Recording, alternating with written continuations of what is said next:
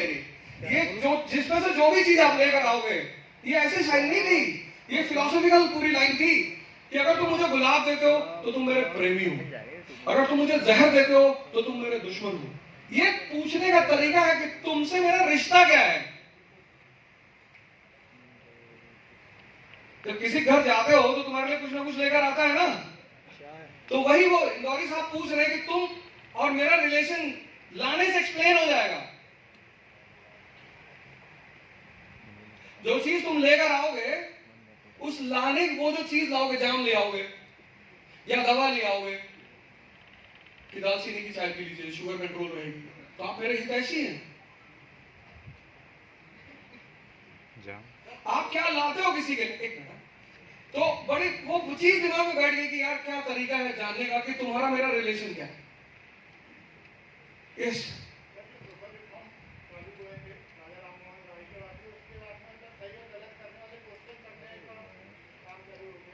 अच्छा, ठीक है, यस, एजुकेशन। और देखो तुम्हारी हिम्मत बढ़ी ना धीरे धीरे, एक आदमी ने आंसर दिया, देखो सबकी हिम्मत बढ़ रही है आंसर देने की। अब सुनो, तुम जरा एक्सप्लेन करो पूरी बात जो तुम कह रहे थे। 53 में 1853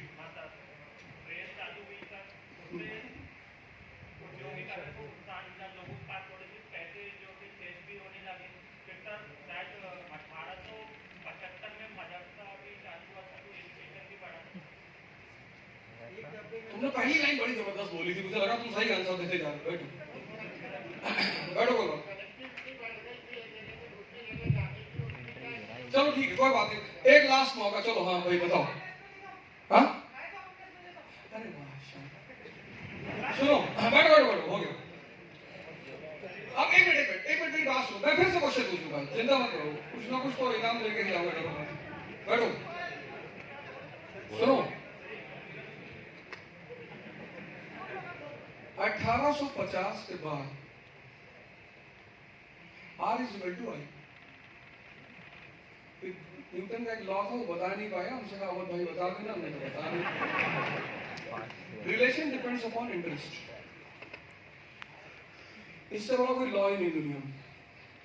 किसी से रिश्ता बनाना, उसका इंटरेस्ट पता कर लो, उसको फुलफिल करना शुरू कर दो, खुद ही बुलाएगा तुमको, तुम्हें जाने की जरूरत ही नहीं पड़ेगी। R is equal to I, उसका सबसे बड़ा एग्जांपल है गांधी जी। भारत की जनमानस को ऐसा अपने हाथ में ले लिया कि जो वो कहते थे वही होता था। 1850 के बाद इंफ्रास्ट्रक्चरल रेवोल्यूशन, रेलवेज और इंडस्ट्रियल रेवोल्यूशन। 1853 तुमने कहा रेलवे लाइन मुंबई टू थाने, और 1854 फर्स्ट कॉटन मिल। अब भारतीय पूंजीपति और उद्योगपति दोनों, मतलब इंडियन कैपिटलिस्ट और इंडियन इंडस्ट्रियलिस्ट दोनों भरने लगे। अगर ये मनन करने की बात है, ये सब तुम्हें पता है। After 1850s emergence of two Indian classes, first one Indian capitalist और दूसरा इंडियन इंडस्ट्रियलिस्ट। थे तो वो पहले से, but now they are emerging the two classes। अब जब ये इंडियन इंडस्ट्रियलिस्ट उभरने लगे, वो भी टेक्सटाइल इंडस्ट्री में, तो मैनचेस्टर और लंकाशायर के इंडस्ट्रियलिस्टों को तो नुकसान पहुंचेगा ना। अगर भारत अपने ही कपड़ों को अपने बाजार में बेचने लगेगा, तो मैनचेस्टर और लंकाशायर से जो कपड़े आ रहे हैं उनको कौन खरीदेगा। तो फिर ब्रिटिश वाइसरॉय ने क्या किया, पॉलिसी बनानी शुरू की अगेंस्ट इंडियन इंडस्ट्रियलिस्ट। जैसे लिप्टन आया 1876 में, क्या किया उसने, he reduces import duty to the minimum level, 1% import duty कर दी। अब जब इंपोर्ट ड्यूटी मिनिमम लेवल पे आ गई, तो Indian market was flooded with British goods, and this was a attack on the interest of Indian industrialist.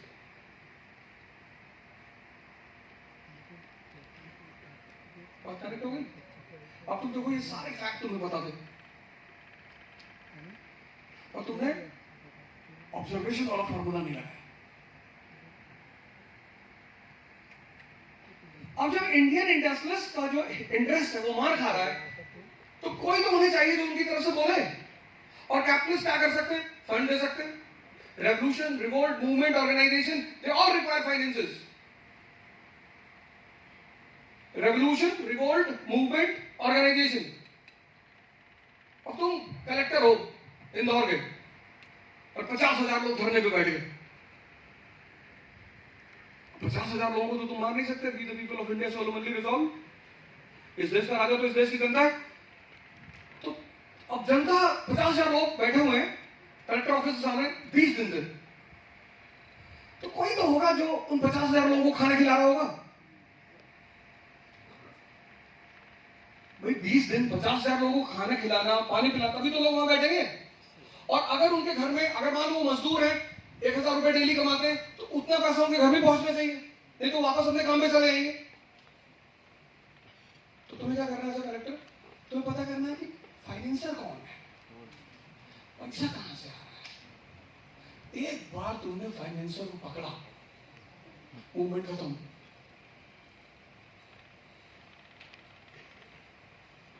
तो फिर in Indian investors और कैपिटलिस्टों ने पैसा फाइनेंस करना शुरू किया पॉलिटिकल ऑर्गेनाइजेशन के लिए।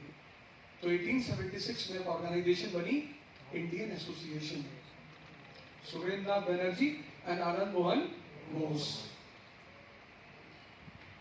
लेकिन ये सिर्फ बंगाल में लिमिटेड थी, पैन इंडिया तो थी नहीं।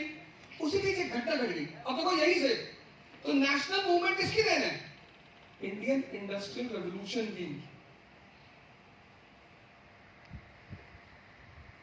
बात क्लियर हो गई? नेशनल मूवमेंट किसकी देन है? इंडियन इंडस्ट्रियल रेवोल्यूशन की।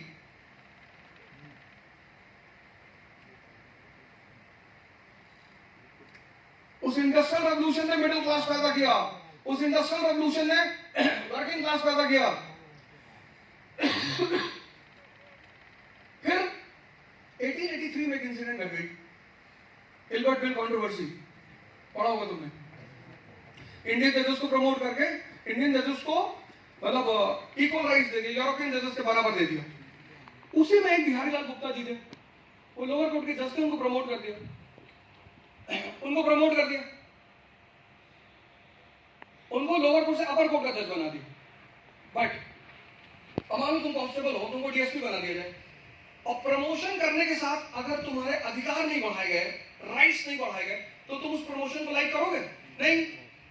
तो बिहारी लाल गुप्ता जी को जज बनाया गया अपर कोर्ट का, लोअर कोर्ट से, लेकिन उनकी राइट्स नहीं बढ़ाई गई। He still lacked the right to give a judgement on a European offender. अगर यूरोपियन कोई ऑफेंडर है तो बिहारी लाल जी उस पर जजमेंट नहीं दे सकते।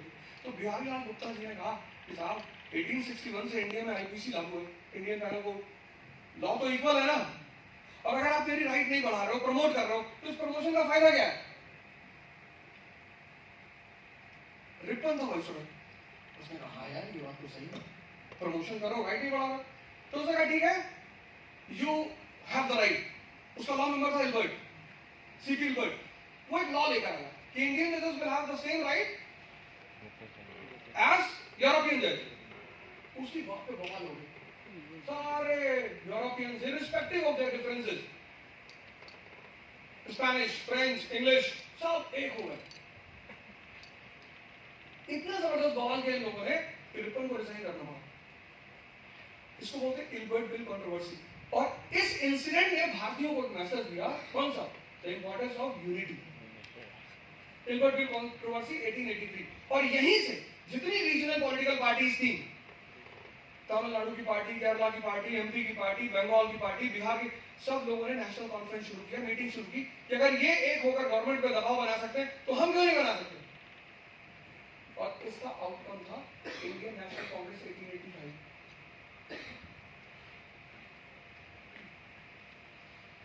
इसको बोलते हैं ऑब्जर्वेशन, जो तुम में से बहुत सारे लोग नहीं करते। शुरू कर दो, कोई फायदा नहीं ऐसे पढ़ने से। ऐसे पढ़ोगे 10-12 साल, हो सकता है अगले पहले लिथी गेज तक पढ़ो, कोई फायदा नहीं, कोई फायदा नहीं। किसी भी कोचिंग में चले जाओ, न्यूयॉर्क चले जाओ, मंगल पे चले जाओ, कोई फायदा नहीं। अगर तुमने अपने आप को इंप्रूव नहीं किया, बहुत लोग साधु महात्माओं के साथ रहते हैं, बहुत लोग सिद्धार्थ की तरह घर छोड़ के चले गए, सब बुद्ध थोड़ी बन पाए, बहुत से भिखमंगे लग गए। मैं हरिद्वार में बहुत लोगों को मिला, भैया हम 18 साल के थे तो सिद्धार्थ जी की कहानी पढ़े, तो हम भी भाग गए। आप कितने साल के हो? अब 62 के हैं, भीख मांगते हैं। Lack of direction. जिंदगी में कुछ भी करो, अच्छा या और अच्छा, पूरा कुछ होता ही नहीं। चाहे दिल्ली से चलाओ, चाहे कराची से, दुबई से, कहीं से कुछ भी करो, अपनी फील्ड का एक मास्टर आदमी ढूंढो जिसके पास अनुभव अच्छा हो। और दुनिया में अनुभव की कोई कीमत नहीं होती। एक औरत ने अपने हस्बैंड से कहा कि तुम मुझे कहीं घुमाने ले जाते हो, तो दुश्मन हो तुम मेरे, और आज के बाद मैं तुमसे बात नहीं करूंगी। उस आदमी ने कहा कि अगर तुम 1 मिनट में तैयार हो गई तो तुमको स्विट्जरलैंड लेके चलूंगा, और अगर तुम 2 मिनट में तैयार हो गई तो गोवा, और अगर तुम 5 मिनट में तैयार हो गई तो तुम्हारे घर आएंगे। वो औरत 2 घंटे बाद तैयार होके आई, बोला यही गोल गोल घूम लो। इसको बोलते हैं अनुभव।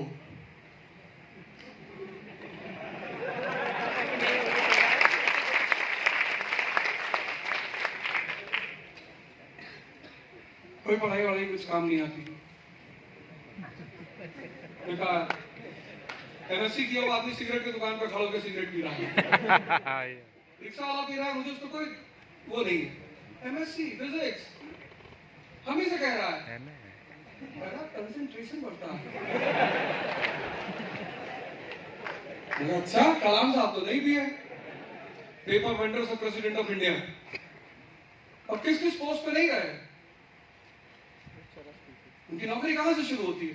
एसोसिएट साइंटिफिक एडवाइजर के रूप में यूनिवर्सिटी में, और वहां से वो आदमी क्लाइम करना शुरू करता है और प्रेसिडेंट ऑफ इंडिया। और अगर जानना है वो आदमी वहां तक कहां पहुंचा, कैसे पहुंचा, तो सिर्फ एक किताब, उनकी 2-3 किताबें बहुत अच्छी हैं, वैसे सारी हैं, 2 बहुत अच्छी। एक तो है यूनाइटेड माइंड्स, वो तो उन्होंने सब लिख दिया उसमें कि आखिर ये जर्नी में से मैंने पूरी कैसे की, और वो भी इसी बात को कहते हैं ऑब्जर्वेशन। सबसे पहला काम करो, अपनी ऑब्जर्वेशन क्षमता को इंप्रूव करो, और उसको इंप्रूव करने का सबसे प्यारा तरीका, अब एक दूसरा एग्जांपल देता हूं ऑब्जर्वेशन का। कुवैत और तिब्बत। कुवैत, जब कुवैत पर सद्दाम ने कब्जा किया, तुरंत पूरी दुनिया खड़ी हो गई, अमेरिका खड़ा हो गया, नाटो खड़ा हो गया, oh violation of human rights, This devil Saddam Hussein, he's a demon, ये वो बड़ा रायता फैलाया अमेरिका ने। दुनिया ने कहा कि अच्छा डेविल है, अरे बोलो प्योर, WMD रखा है, ये दारू बने दारू, weapons of mass destruction। अच्छा weapons of mass destruction रखा है, तो मारो उसको।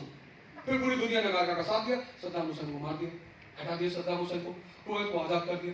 क्योंकि अमेरिका को पता था कि अगर मैं कुवैत के लिए लड़ूंगा और 100 रुपए खर्चा करूंगा तो फिर वहां से मुझे 10,000 रुपए मिलेंगे। Kuwait is a country rich in resources, oil. लेकिन दलाई लामा साहब कितने सालों से भटक रहे पूरी दुनिया में, भैया हमारा कंट्री कब्जा हो गया है।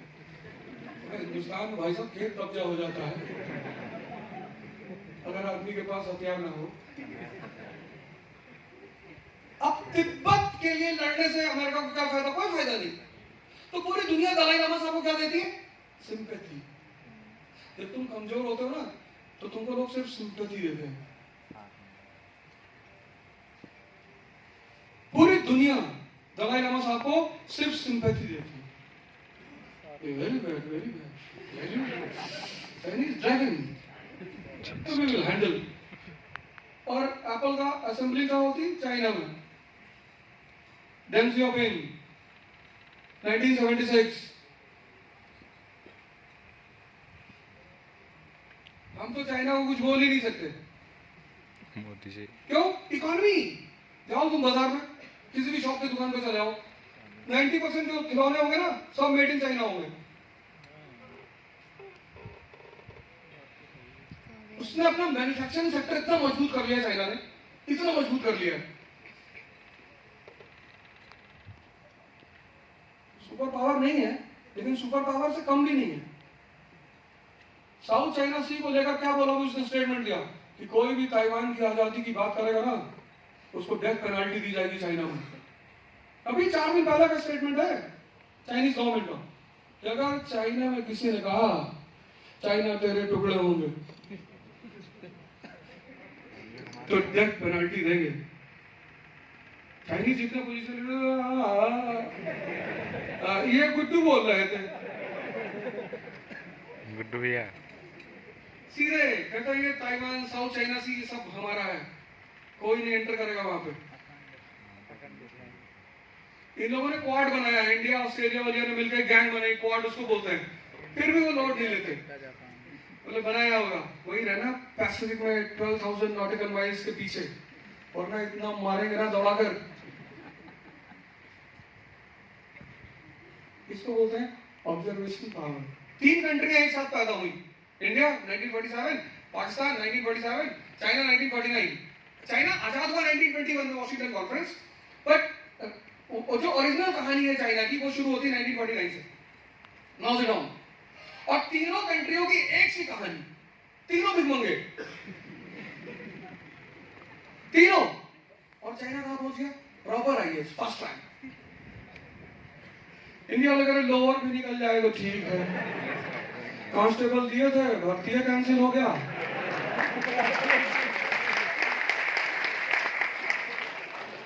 पटवारी का वैकेंसी नहीं दे रहे हैं। कुंडली दिखाए तो कह रहा था कि राहुल ठीक नहीं, आईएएस नहीं बन पाओगे। उसका राहुल ठीक है, नहीं उसका तो पता नहीं। उल्टी सीधी हरकतें करते हो। जिम जाओ, एक्सरसाइज करो, बॉडी बनाओ, देश पे कब्जा करो, संसद पे कब्जा करो, कुंडली कहाँ दिखा रहे हो? मरे हुए लोगों की तरफ कुंडली। पंडित जी शादी होगा? तुम भिखमंगे हो, तुम्हारा कैसे होगा शादी? नहीं, लड़की कैसी मिलेगी? मिलेगी नहीं, मिलने की तो बात ही खत्म है। स्त्रियां इस धरती पर भगवान की प्रतिनिधि हैं। और भगवान कहने तो बहुत बड़ी बात नहीं है, लेकिन वो है भगवान की प्रतिनिधि। उनका काम है पुरुषों को बैलेंस रखना। 2 स्त्रियां हर इंसान के जीवन में होती है। माँ होती है जो पुरुष को बिगाड़ती है और भयंकर बिगाड़ती है। खाना उठा के थाली फेंक दी ऐसे, डेली डेली लौकी बना के नहीं खाएंगे। और 28 साल में शादी हुई, पत्नी आई, वो आदत पड़ी हुई, फिर रख फेंक दी, पत्नी पटक के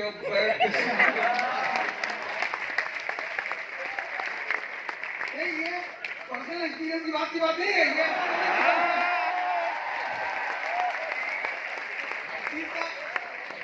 अनुभव होता है, कुछ चीज पढ़ के भी आती है, ऐसा नहीं है कि सारी चीजें। बाबूजी एक काम करो, देखो यार, अपनी तारीफ भी करनी चाहिए, बेइज्जती भी करनी चाहिए, दोनों करनी चाहिए, कोई दिक्कत नहीं।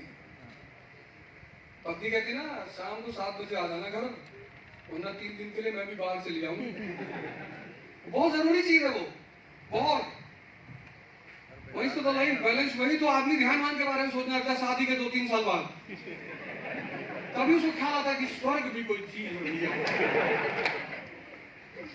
तो बहुत जरूरी है। तो पहला काम ये करो यार, अपनी ऑब्जर्वेशन पावर को बढ़ाओ, अननेसेसरी मत पढ़ो। तुम में से बहुत सारे लोग अननेसेसरी पढ़ रहे हो, अननेसेसरी बिना मतलब पढ़ रहे हो। उस पढ़ाई का कोई फायदा नहीं। जिसको भी यहां लगता है कि मैंने 2 साल तैयारी की है, मेरी बहुत अच्छी तैयारी है, वो खड़ा हो जाए, 2-4 छोटे मोटे क्वेश्चन पूछ ले।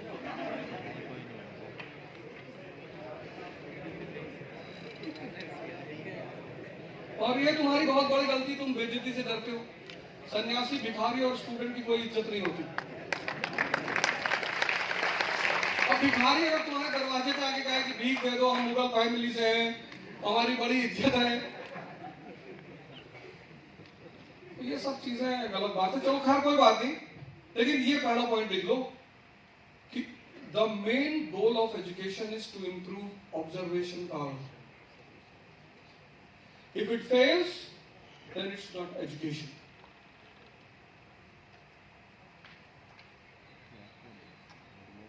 ये बात क्लियर हो गई? कोई डाउट हो तो पूछ लो। यस,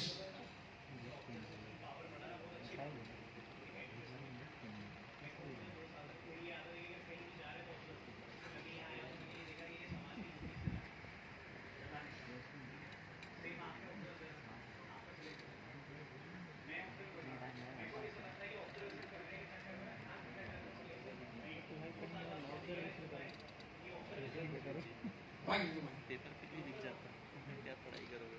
नहीं नहीं नहीं, वो ऑब्जर्वेशन टोटल ऑब्जर्वेशन कितने साल से तैयारी कर रहे हो? अभी 1.5 साल हुआ है, 1.5। चलो एक क्वेश्चन पूछूंगा फिर तुम्हें बोलने दूंगा। एक, हाँ सर पूछो। कौन से दो फैक्टर पर अफ्रीका का क्लाइमेट डिपेंड करता है? सोचो। क्लास 6 के एनसीईआरटी का क्वेश्चन है। सुनो, ऑब्जर्वेशन का मतलब ये थोड़ा है कि हर आदमी जो जा रहा है उसके पीछे खड़ा होकर ऑब्जर्व कर रहे हैं। किसी चीज को देखो, भगवान ने हर इंसान को एक चीज दी है। भगवान ने हर इंसान को एक चीज दी है, उसको बोलते हैं कॉमन सेंस। बादशाह और सुल्तान में क्या फर्क होता है?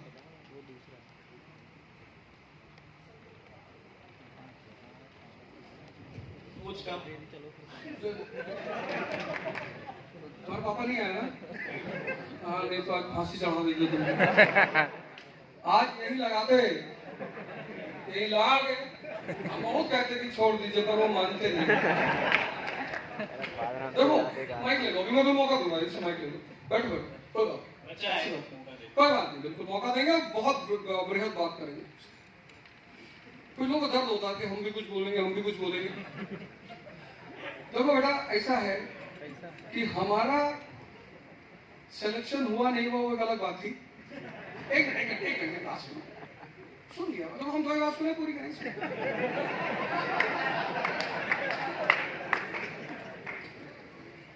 लेकिन जिस परिस्थिति में मैं आया था पढ़ने के लिए ना, उस परिस्थिति में कोई उस तरफ देखने की हिम्मत नहीं करता। मतलब मुझे ये नहीं पता था कि जूलॉजी और बॉटनी साइंस के सब्जेक्ट है कि ह्यूमैनिटीज के। ये कंडीशन थी मेरी। और जब मैं पहली बार क्लास में गया था और मैं बैठा तो सब लड़के बड़े अटेंटिव होकर बैठे, बहुत सीरियसली सब ये फूक रहे। हमें लगा यार हम ही को नहीं समझ में आ रहा था। सब लिख रहे, नोट कर रहे। एक्सक्यूज मी सर, ऐसा एक बार बोल दो। हमें लगा कि सब तो सही चल रहा है, बोलो और मास्टर। फिर 3-4 दिन जब बीता तो मुझे लगा कि यार गलत पैर डाल दिए। तो टीचर आके बोला इंटरनेशनल रिलेशन ये वो, और सब मतलब इंग्लिश मीडियम कोचिंग, मतलब फुल फ्लेजेड इंग्लिश। और हम ईस्टर्न यूपी के लोग इंग्लिश बोलने वाले। तुम्हारी मम्मी कल बजा रही थी and I have seen her yesterday. हम आधी हिंदी आधी इंग्लिश बोलते हैं। और उस पर टीचर दिल्ली यूनिवर्सिटी और जेएनयू के एक से एक शानदार टीचर, वो हर बात में बोले यू गॉट इट। मैंने पढ़ा रहा हूँ मास्टर की धमकी दे रहा हूँ, बार-बार कर रहा हूँ got it got it got it. तो मैंने फैसला किया कि भैया पीछे बैठो। तो कूद ही गया लंका में, अब देखा जाएगा जो होगा। पर वहीं पर यही देखो भगवत कृपा, वहीं पर मैं एक आदमी से मिला। उनका नाम लेना बहुत जरूरी है, हालांकि मेरे व्यवसायिक प्रतिद्वंदी हैं, और उनका नाम लेना बहुत जरूरी। मिस्टर पीएस रविंद्रन जी। तो उन्होंने मुझसे कहा कि देखो, जिसका बेसिक्स अच्छा नहीं होगा, जिसकी ह्यूमैनिटी कोई भी सब्जेक्ट हो, कोई भी, पूरा आईएएस का गेम एनसीईआरटी पे डिपेंड करता है। पूरा जो लड़का, मतलब मैं उसको 2 साल का खर्चा दूंगा, अगर किसी की एनसीईआरटी क्लियर और उसका आईएएस में ना हो, रिटर्न सिर्फ इकोनॉमी सबसे पहला प्रेफरेंस, पहला economy, geography, polity, ecology, environment, इसकी भी एनसीईआरटी यही है, और हिस्ट्री। सिर्फ एनसीईआरटी पूरा कर ले आदमी, बस मतलब बेसिक्स तैयार कर ले अपने। उसको पता चल जाएगा यार लोकसभा क्या है। मतलब जब तुम सुभाष कश्यप उठाओ पार्लियामेंट पढ़ने के लिए, तब तुम्हें यह ना पता करना हो कि पार्लियामेंट क्या है।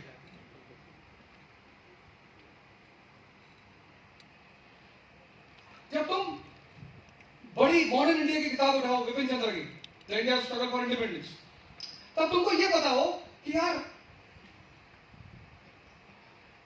इंडिया में इंडियन इंडस्ट्रियलिस्ट को प्रमोशन क्यों नहीं मिल रहा था 47 तक, क्या क्या कमियां थी उनके सामने। भाई आज की मॉडर्न इकोनॉमी का सबसे स्पाइन क्या है? Banking system. और 1914 तक 70% of the money in India was of foreign banks. अब तुम इंडस्ट्री डालने के लिए पैसा लोन तो लोगे ही ना, सारा काम तो क्रेडिट पे चलेगा, और वो फॉरेन बैंक से। अब वो जान गए तुम इंडियन हो, तुम अगर आज इंडस्ट्री खोल लोगे कल हमारे लिए चैलेंज हो जाओगे। तो अपने उद्योगपतियों को, इंडस्ट्रियलिस्टों को वो 2% पे लोन दे रहे थे और तुमको 20% पे।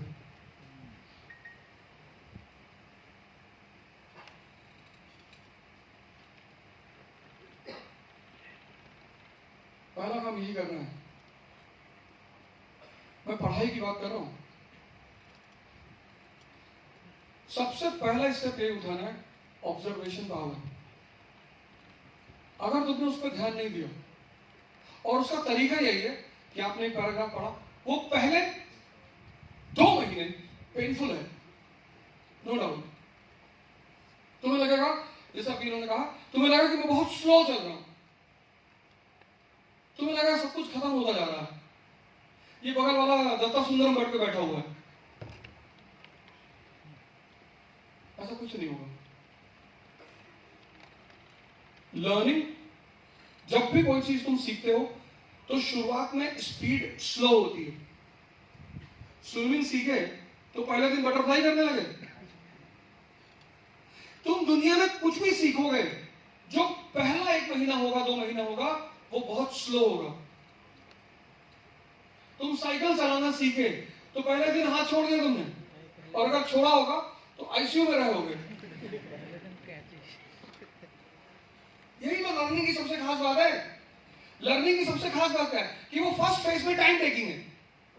ये जो फेज है, पहला फेज, ये टाइम टेकिंग है। टाइम टेकिंग है और पेन देती है, थोड़ा सा कनेक्ट करवाती है, सोचने पे मजबूर करती है।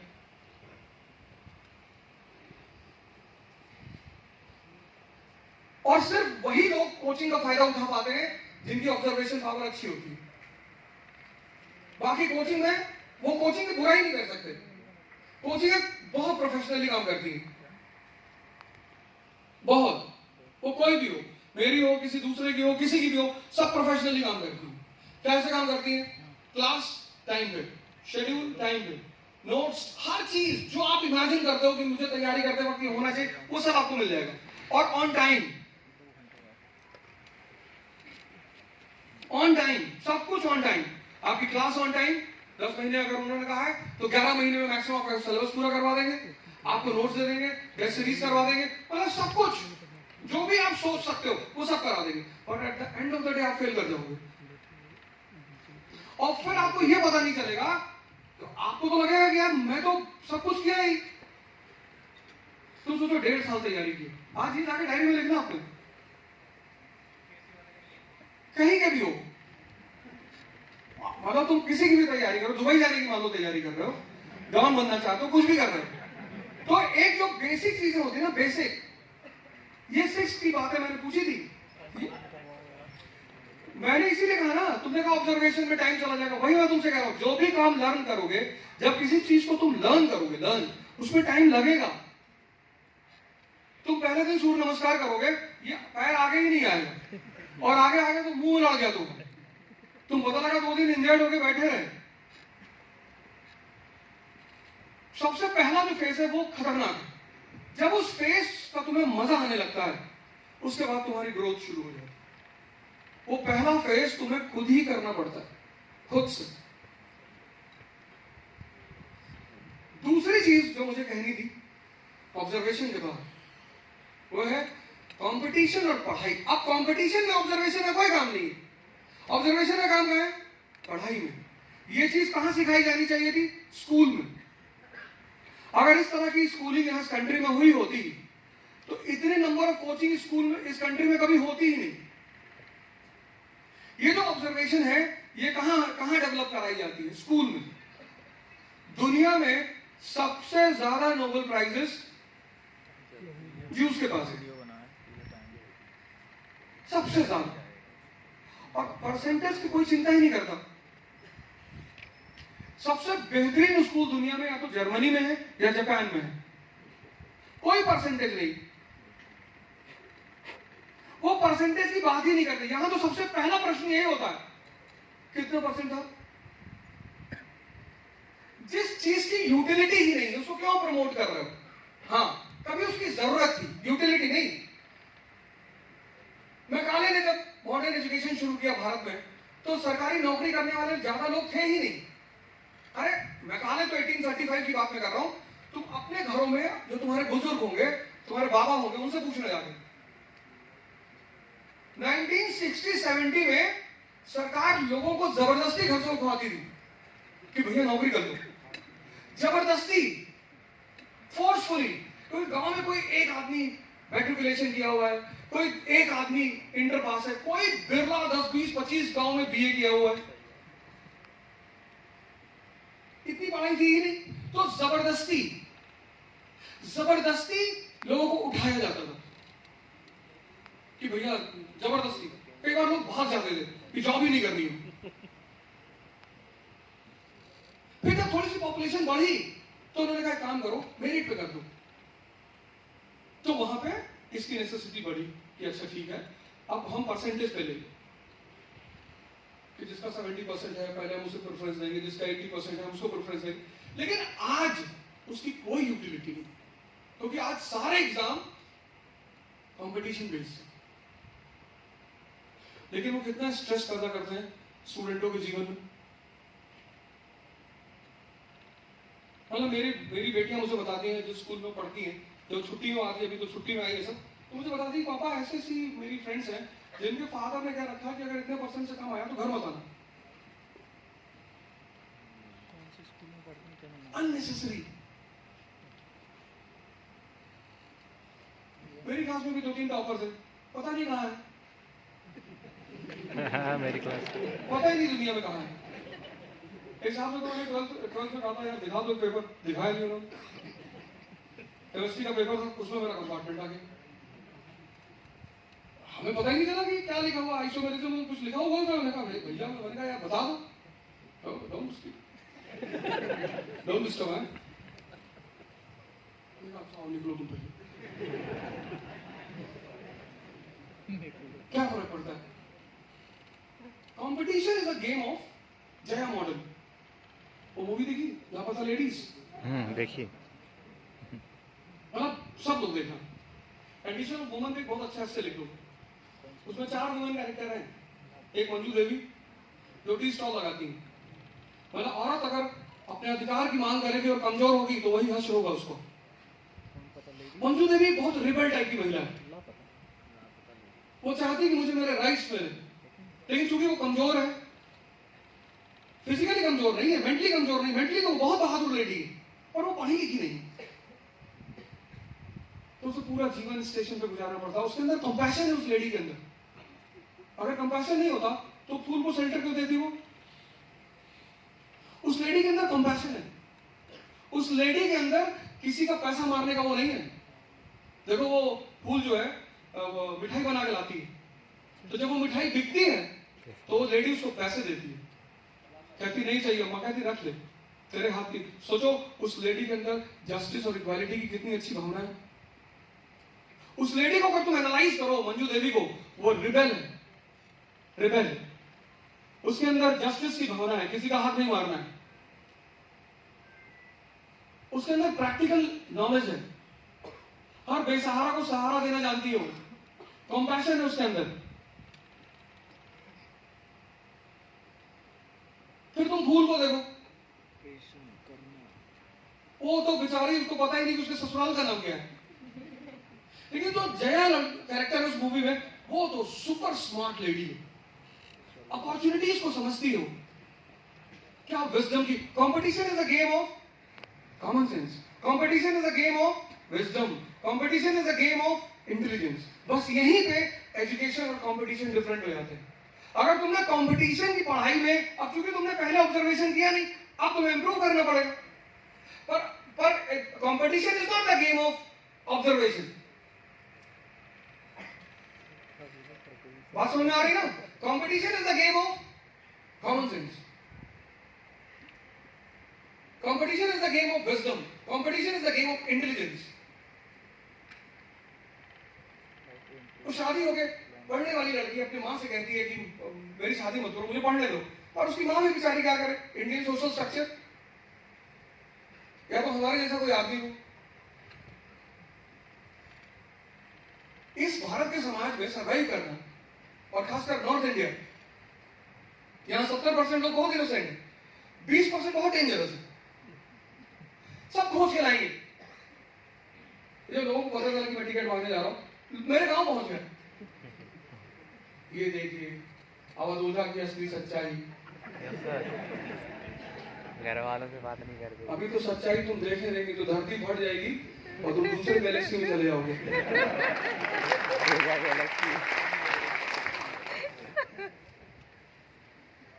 ये सब तो कुछ है ही नहीं। किसी दिन फुर्सत में हम ही बताएंगे। आज ही बता दो। नहीं, आज बता देंगे तो पागल हो जाओगे। अभी तुमको IAS बनना है, बाद में पागल करेंगे तुमको, टेंशन मत लो। गाँव से लेगा सब। ये इनका घर देखिए, इनका घर ऐसे पड़ा हुआ है, घर में गन भी रखी है।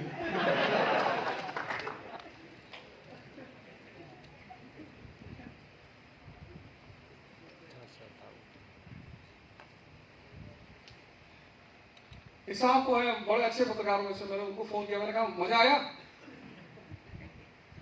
कहे नहीं, हम लोग तो, हमारा काम है चीजों को पब्लिक को दिखाना। मैंने कहा आओ दिखाएं, आओ कुछ और बातें बता दो, उसको भी जाओ बताओ जनता को। एक एक आदमी को खरीद लेंगे, पैसा।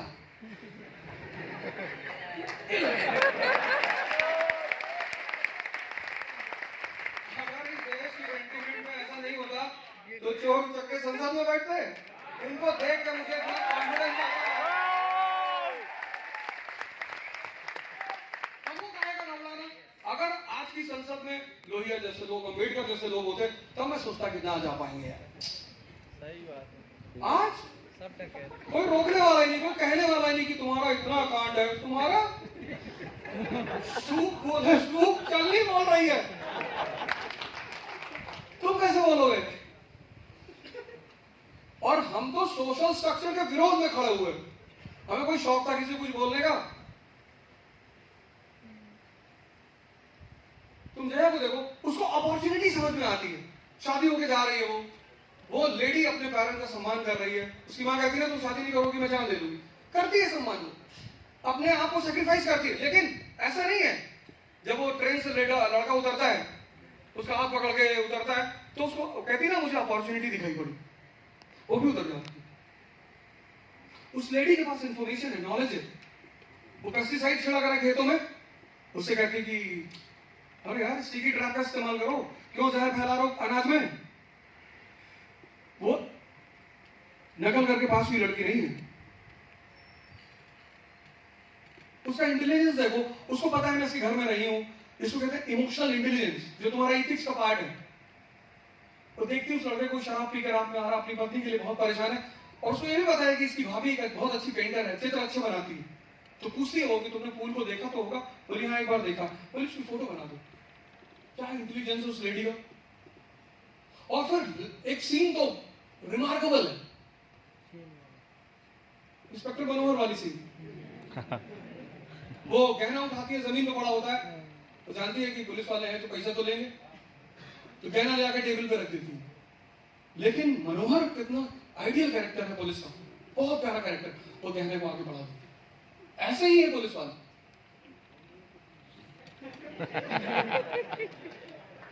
भैया सबसे ज्यादा खतरा वही लेते हैं, 24 घंटे की जॉब है पुलिस की,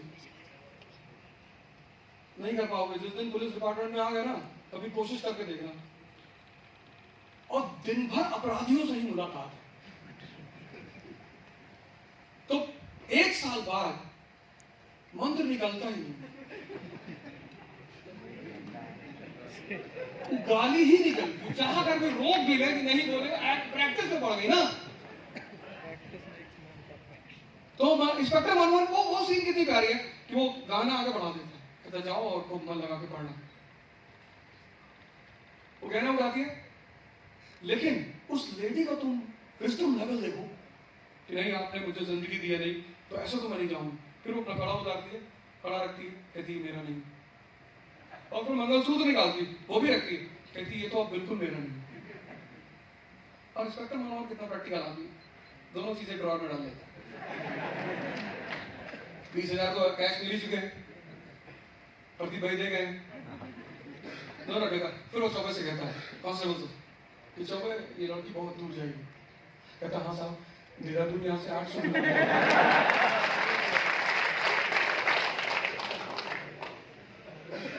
कितना डिफरेंस होता है क्लास और थॉट प्रोसेस में। ये जो तुम लोग कंपटीशन दे रहे हो ना, पढ़ाई का रोल खत्म हो चुका है। पढ़ लिया तुमने जितना पढ़ना था, तुमने 15 साल स्कूल में रहे, तुम कॉलेज में रहे, यूनिवर्सिटी में रहे, बहुत पढ़े, अब कितना पढ़ोगे? लेकिन अगर कोरोना टाइम में मैंने एनसीईआरटी का कोर्स शुरू किया इसी ऑब्जेक्टिव को लेकर कि यार एनसीईआरटी पढ़ाएंगे सबको, ऑब्जर्वेशन बताएंगे कैसे चीजों को निकाला जाता है। और जब मैंने शुरू किया कोरोना टाइम में पढ़ाना, तो लोगों ने कहा यार एनसीईआरटी पढ़ा रहे, एनसीईआरटी कौन पढ़ता है, अब सब पढ़ा रहे हैं। तो अच्छी बात है, 1 अरब 50 करोड़ के देश में कोई एक आदमी सारी डिमांड को फुलफिल भी नहीं कर सकता, तो जितने ज्यादा लोग आएंगे उतना कंज्यूमर को फायदा ही होगा। ठीक है, अच्छी बात है, पढ़ाओ। लेकिन इसलिए एनसीईआरटी आपसे पढ़ने के लिए कही जाती है कि अगर आपने उस फेस में ऑब्जर्व, क्योंकि एनसीईआरटी बच्चों के लिए लिखी गई बुक है, वहां अगर आपका ऑब्जर्वेशन पावर डेवलप हो गया 5 महीने में, तो भाई साहब 15 महीने में आप तैयार हो जाओगे। और अगर वो 5 महीने की तैयारी आपने नहीं की एनसीईआरटी वाली, तो आप 5 साल जहां भी रहोगे बिताओगे, क्योंकि वो कड़ी जो मिसिंग है ना, वो मिसिंग ही रहेगी। वो जब आप 6th एनसीईआरटी पढ़ोगे ना, तो बच्चे के लिए लिखी गई है किताब 6th एनसीईआरटी, वो आप चाहो तो 1 दिन में खत्म कर लो, पर मत करना। वो आप चाहोगे तो 2 घंटे में फिनिश कर लोगे 6th NCERT, land and people, geography वाली, पर आप मत करना, आप रुकना, डायग्रामाइज करना, पेपर रखना बगल शीट में, और जो लाइनें बोलती जा रही हैं उनको डायग्रामाइज कर लेना, और लास्ट में किताब खत्म हुई 10-12 डायग्राम आपके सामने, फिर आप देखना 15 दिन में कितनी चेंजेस आपके अंदर आते हैं। और वो प्रिपरेशन नहीं है, वो प्रिपरेशन नहीं है, वो फाउंडेशन है। अब तुम कंपटीशन में आए, आईएएस की मान लो तैयारी कर रहे हो, बहुत अच्छी बात है, किसी भी चीज की तैयारी करो, तो वॉर का एक नियम है, जो सामने तुम्हारा दुश्मन है उसको रीड करना पड़ता है, आरएनडी करना पड़ता है। कितने लोग हैं जो आईएएस की तैयारी करते हैं, 2-2, 3-3 साल बीत जाता है, उनको पता ही नहीं चलता कि आईएएस में सर्विसेज कितनी है। उनको पता नहीं होता कि भाई साहब सिलेबस क्या है, पता ही नहीं है। और आईएएस का सिलेबस इतना रेलेवेंट है, इतना प्यारा, मतलब आईएएस का सिलेबस ऐसा सिलेबस है जो अगर आपको राजनीति करनी तो भी पढ़ो। अरे यार, कल्चर ऑफ इंडिया सिलेबस है उसका, पहला पेपर जो है जीएस पहला पेपर, उसमें है क्या, culture of India, modern India, वो भी नेशनल मूवमेंट, फिर मॉडर्न वर्ल्ड हिस्ट्री 1750 से, 1453 से नहीं, क्योंकि दुनिया में मॉडर्न वर्ल्ड को जन्म देने वाली 2 फोर्सेस है, एक कैपिटलिज्म, एक industrial revolution. 1750 1750 industrial revolution, 1787 birth of United states of America. कौन है यूएस? इंडस्ट्रियल रेवोल्यूशन का बेटा है। 1750 इंडस्ट्रियल रेवोल्यूशन और 1787 birth of United states of America. और अमेरिका, जैसे इंडियन हिस्ट्री है, एंशिएंट इंडिया, मेडिवल इंडिया, वहां पे कोई एंशिएंट अमेरिका, मेडिवल अमेरिका नहीं, वो 13 कॉलोनीज थी, 13 स्लम एरिया, स्लम एरिया से उनकी कहानी शुरू होती है। 17th century slum area, 18th century nation, 19th century economic power. Question mark लगा दो, कैसे? वही क्वेश्चन मार्क लगा दो, 19th सेंचुरी इकोनॉमिक पावर, कैसे? एक स्लम एरिया इकोनॉमिक पावर बन गया 19th सेंचुरी। और इतना बड़ा इकोनॉमिक पावर बन गया कि जब फर्स्ट वर्ल्ड वॉर शुरू होता है तो यूरोपियन कंट्रीज को पैसा कौन दे रहा है? यूएस।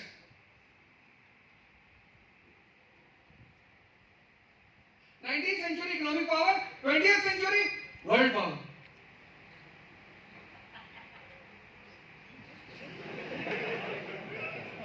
रामायण सीरियल में काम किया हो गया।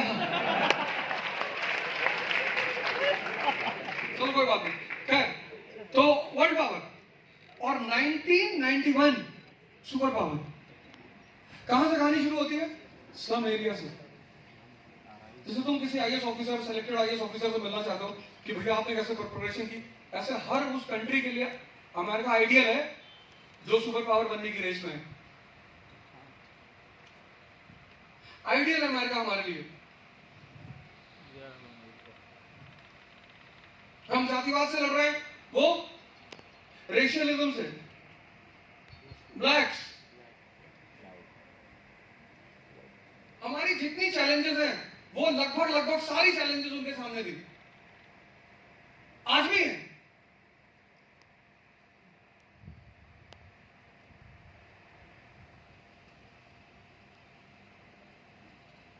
तो पहला काम ये करो, कंपटीशन अगर देने जा रहे हो कि सिलेबस उठाओ और कम से कम एक हफ्ते उस सिलेबस को सेव करो। सेव, ये क्यों पढ़ना है, ये क्यों पढ़ना है, ये क्यों पढ़ना है। और बहुत सारे वीडियोस पढ़े हुए सिलेबस पे, बहुत सारे। और तुम चारों पेपर उठा के देखो, कुछ भी अनवांटेड नहीं, कुछ भी इररिलेवेंट नहीं, कुछ भी यूजलेस नहीं। आज सबसे बड़ा थ्रेट क्या है? तुम इस बार का प्री का पेपर देखो, सबसे ज्यादा क्वेश्चन कहां से? ज्योग्राफी से, इकोलॉजी से, एनवायरमेंट से। और सबसे बड़ा थ्रेट कहां है? एनवायरमेंट को।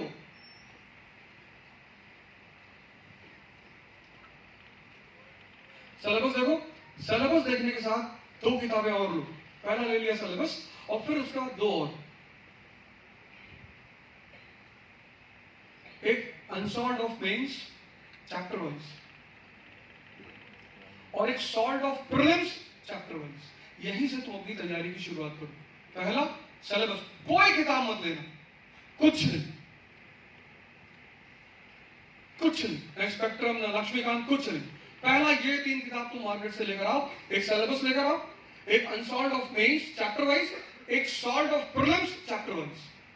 अब तुम्हारी कोचिंग अगर शुरू होती है, अगर तुम कोचिंग जाते हो तो मैं बताओ, कोचिंग दो चीजें देती है बस। अगर वो भी चीजें तुम्हारे पास नहीं है तो तुम कोचिंग ज्वाइन कर सकते हो। सिर्फ दो चीज देती है कोचिंग। एक तो डिसिप्लिन देती है। दुनिया में सबसे बड़ी चैलेंज बहुत लोगों के लिए है डिसिप्लिन। कॉलेज में एग्जाम देना बहुत आसान है क्योंकि साल में एक बार होता है, एक बार। तो साल में एक बार 10 दिन जान देनी है बस। अगर तुम ग्रेजुएशन कर रहे हो और तुम्हारी एग्जाम लिस्ट आ गई तो पता चला कि यार 7 जुलाई से 17 जुलाई तक एग्जाम है, तो पता चला कि भैया 17 जुलाई तक सारा दर्द है, उसके बाद कोई दर्द नहीं। यहाँ 365 दिन 8 घंटा पढ़ना है और वो सबके लिए पॉसिबल नहीं है। ये पहला काम करती है कोचिंग, तुम्हें डिसिप्लिन देती है। दूसरा काम डायरेक्शन।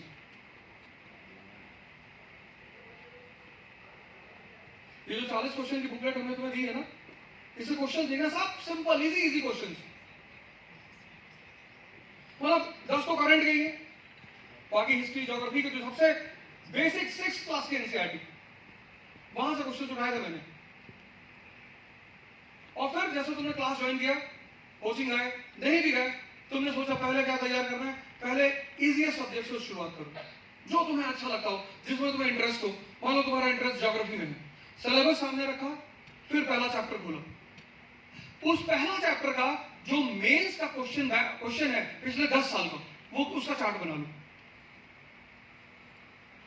एक चार्ट बना लो मेंस का पिछले 10 साल के क्वेश्चन, और एक चार्ट बना लो प्रीलिम्स का पिछले 10 साल का क्वेश्चन, उसको एनालाइज करो, फिर पहला चैप्टर शुरू करो। वो दोनों चीजें जब तुम्हारे पास होंगी, मेंस का और प्रीलिम्स का, तुम्हें एकदम क्लियर होगा कि यार इस चैप्टर में पढ़ना क्या है।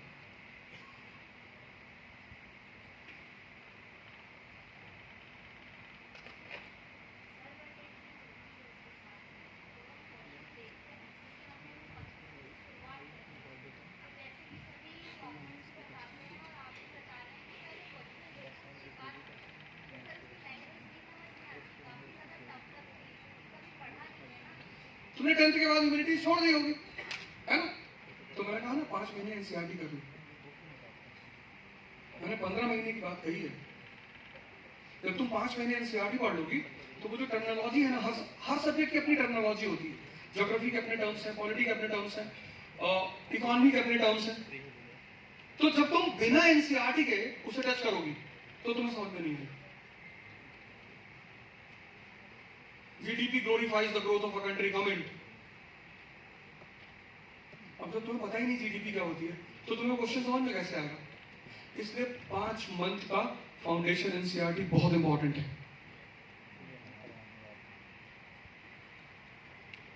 ठीक है? और वहां से पढ़ाई शुरू करो। अगर और अपना एक शेड्यूल बना लो, और शुरुआत में छोटे छोटे शेड्यूल बनाओ। कुछ लोग इतने बड़े बड़े शेड्यूल बनाते हैं, आपको चैप्टर की गहराई का तो अंदाजा है नहीं। आपने पलट के देखा 4 पेज, अरे बोले अभी खत्म कर लेंगे। और दिमाग की एक आदत है बड़ी प्यारी, जैसे ही दिमाग को कोई चीज समझ में नहीं आता वो कहता सो जा।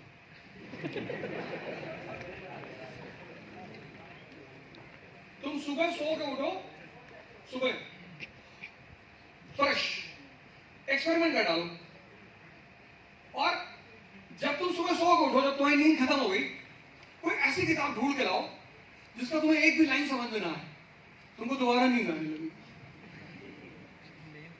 हमसे कई लोग कहते हैं कि सर हमको नींद नहीं आती। मैंने कोई बढ़िया सी किताब अरबी में खरीद लो, पढ़ लो, संस्कृत में ले लो, फारसी में ले लो, उसको पढ़ लो। कुछ किताबें ले लो। दिमाग का सबसे प्यारा फीचर ये है, जिसमें वो लगता नहीं वहां वो यौन करने लगता है, उसे नींद आने लगती है। ये उसका नेचर है दिमाग का, कुछ उसके फीचर्स हैं। तो तुम पहला फाउंडेशन करो, फिर इसको करो। और जब कोचिंग तुम करो या जब तुम तैयारी करो, जो तुम्हारा तैयारी का साल है उस साल में कुछ भी मत करो। क्यों? क्योंकि तुम्हें पढ़ना तो सिर्फ 6 से 8 घंटे है, लेकिन सोचना पूरे 24 घंटे है।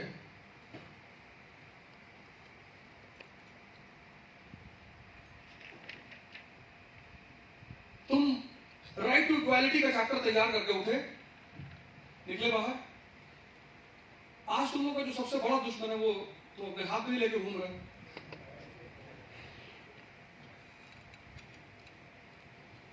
इससे बड़ा कोई दुश्मन ही नहीं। अगर आप इसको समझते नहीं तो तैयारी करोगे, स्ट्रेस पैदा होगा। स्ट्रेस पैदा होगा, स्क्रॉलिंग में इतना मजा आएगा, कहीं तो दिमाग को डिस्ट्रैक्ट करना है ना, नहीं तो पागल हो जाओगे। ये तुम नहा के स्क्रॉल थोड़ी करते हो, तुम रात में लेटे तो नींद ही नहीं आ रही कि यार 2 पेज नहीं पढ़ पाए आज, और पापा अगले साल रिटायर हो गए। ये सब तुम्हें दिन में ख्याल नहीं आएगा। दिन में तो तुम्हें पूरी दुनिया रंगीन दिखाई पड़ेगी। पता नहीं सीमा कहाँ पढ़ रही होगी, तो अपने फ्रेंड को फोन करोगे, वो जो लड़की थी लंबी वाली, वो आंखें बड़ी बड़ी थी, पता नहीं मर गई, पता नहीं कहाँ चली गई। जिसके भी सिलेक्शन नहीं होते उसके 4-5 कारण होते हैं। पहला कारण, तुम उससे उसका डिस्कशन देखो कि डिस्कशन किस चीज पे कर रहा है। जैसे एक डिस्कशन है कौन अच्छा है कौन बुरा है, ये दुनिया का सबसे वायहार्ड डिस्कशन है। सबसे जो तुम्हारे काम आ रहा है वो अच्छा है। ये दुनिया का सबसे वायहार्ड। इस डिस्कशन के चक्कर में इतने लोगों से मेरी दुश्मनी हुई कि मैं क्या बताऊं, सिर्फ इसी चक्कर में। फलाने अच्छे नहीं है तो रिश्तेदारी करनी है, अच्छे हैं पैसे दिलाओ, नहीं पैसा थोड़ी देंगे, तब क्या है कि अच्छे हैं। और ये डिस्कशन जिंदगी में मत करना करो। यहाँ कोई अच्छा बुरा नहीं। तुमको जो सबसे ज्यादा बुरे लगते हैं जीवन में, तुम देखना इस समय तुमको उससे ज्यादा अच्छा कोई नहीं लगेगा, तुम्हारे माँ बाप।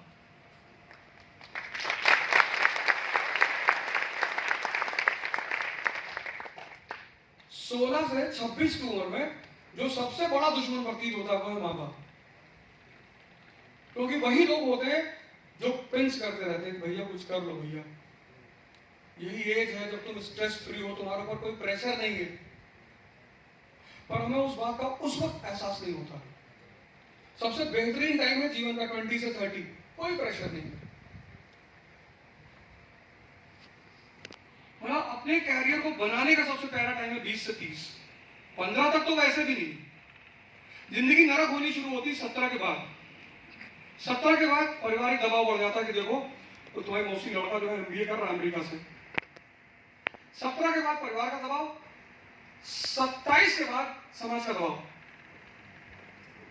37 के बाद बीवी और बच्चे, 47 के बाद फिर समाज लौट आता है कि वो तुम्हारा लड़का क्या कर रहा है, अपराधी हो गया है। अच्छा अच्छा अच्छा। आप तुम लोग के माँ बाप सबसे ज्यादा किस लिए परेशान है? ये जो अड़ोसी है तुम लोग के बारे में इतना पूछते होंगे, बेटी लोग शादी नहीं की है, 28 की हो गई होगी, नहीं चलो ठीक है। अरे वो दुबई की लड़की थी, एक वहां तैयारी करती, दिल्ली में भाग गई थी। अब वो डायरेक्टली नहीं कह रहे तुम्हारे पेरेंट्स से, पर वो बेचारा तुम्हारे पिता रात भर सो नहीं पाएंगे। और 57 के बाद, 57 के बाद अगर तुम्हारी कोई यूटिलिटी नहीं है तो तुम ओल्ड एज होम में रहोगे। और अगर तुम मोदी जी हो तो 140 करोड़ का परिवार होगा तुम्हारा।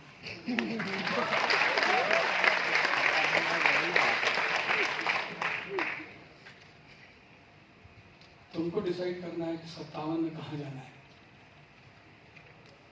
ओल्ड एज हो या तुम भी ऐसे कहो कि इनकार्नेशन। बहुत लोग देखते हैं उसके मोदी का परिवार, मोदी का परिवार। अच्छी बात है, प्रेम करना चाहिए, ठीक है, बहुत अच्छी बात है। तो स्ट्रैटेजी अगर तुम्हारे पास नहीं है, बाबर जो है तराइन का जो पहला युद्ध है पानीपत का, सॉरी 1526, उसमें उसके पास आर्मी मुश्किल से 30,000 की, 40,000 वेपन्स कायदे के नहीं है। उसने एक सिपाही आता कहता साहब हमारी तलवार ठीक है नहीं, अपना बढ़ा देते, ले हम तो पत्थर उठा उठा मारेंगे। और Ibrahim Lodi well organised army, 1 lakh की आर्मी, उससे ज्यादा की आर्मी, दिल्ली का खजाना उसके पास, आगरा का खजाना। ये लोग आ रहे थे काबुल से, वो भी काबुल में ज्योतिषी ने बाबर से कह दिया था कि तुम जीतोगे नहीं। तो अच्छा कैसे पता किया पंडित जी? बोले सितारे कह रहे हैं। यार तुम सितारों से बात करती हो? चलो ठीक है, कोई बात नहीं। अब पता करना है सितारे बड़े हैं कि अल्लाह बड़ा है। अब तो लड़ने जाएंगे और स्ट्रैटेजी है उस आदमी के पास, प्लान है। P is equal to P plus P, preparation is equal to priority plus planning. ये तुम्हारा सेकंड फेज होना चाहिए। और डायरी तो परमानेंट अपने पास रखो, हर शाम तुम्हें पता होना चाहिए कि आज तुमने, यार ये पूरा खेल जो तैयारी का है ना 1 से 2 साल का है। और मैं बार बार वही वाला जो फॉर्मूला बोलता हूँ, 1 साल सन्यासी हो गया तो IAS बन गए, 5 साल सन्यासी हो गए तो मेंबर ऑफ पार्लियामेंट बन गए, 10 साल बन गए तो PM बन गए, और 14 साल में भगवान बन ही जाओगे। पर 1 साल तुम्हारी जिंदगी तुमसे लेगी, मांगेगी, वो करना ही, वो उससे कोई बच ही नहीं सकता, कोई पॉसिबिलिटी ही नहीं। तुम्हारे सामने 2 एग्जांपल हैं, एक मोदी जी, एक राहुल गांधी। एक आदमी ने अपनी जवानी में बहुत स्ट्रगल किया। देखो ओल्ड एज कितनी प्यार, ओल्ड एज तो कहना गलत बात है, बुरा मान जाएंगे। देखो अभी क्या दौर चल रहा है, अब इटली उटली का मुझे नहीं पता,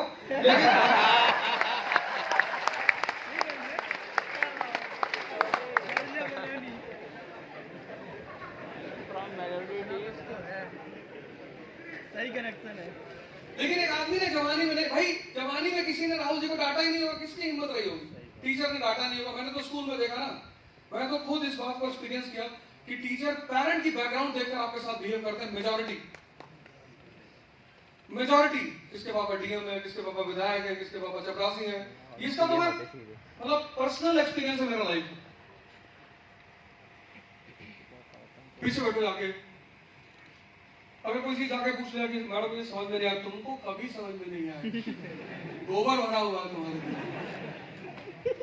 और डीएम साहब के लड़के ने पूछ लिया था बेटा you come home in the evening sir you don't worry very easy. लेकिन उन लोगों को पता नहीं था कि अनजाने में वो एक आदमी के जहन में आग भर रहे हैं। शायद उनको उस बात का अंदाजा नहीं था। वो ह्यूमिलिएशन, वो मतलब निग्लेक्शन, उनको इस बात का अंदाजा नहीं था शायद उन टीचरों को कि वो अनजाने में एक आदमी के अंदर आग भर रहे हैं। मेरा टीचर था, वो पीटीआई का, वो तो टीम में ले ही ना, कभी खिलाए ही ना। अब तुम्हें कर पास तो होने पाते खेल। फिर एक बार गुरुजी कहते कि तुम्हारा बाप कभी बल्ला पकड़ा है? पता नहीं कौन उनको मारा वारा, गलत बात है, टीचर को नहीं मारना चाहिए।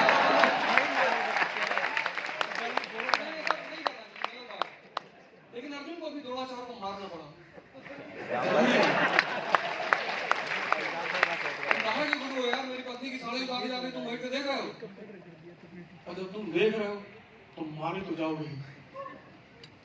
गलत कोई भी करेगा तो लपेटे में तो आएगा ही, लेकिन नहीं करना चाहिए, सब गलत बात है। जैसा मतलब आदमी को ध्यान रखना चाहिए, अहिंसा में जीना चाहिए, ये सब एग्जामिनेशन के लिए है। तैयार हमेशा रहना चाहिए।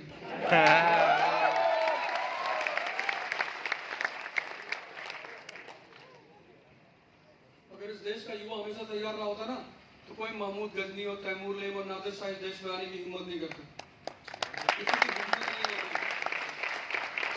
इतने सारे युवाओं का देश, हमको मिसाइल बनाने की क्या जरूरत है? 1 अरब 50 करोड़, इनको गुटखा दे दो, एक बाइक दे दो, 5-5 लोग बाइक को बैठ के निकल के लाहौर की तरफ वैसे ही कब्जा कर लेंगे। इनको मिसाइल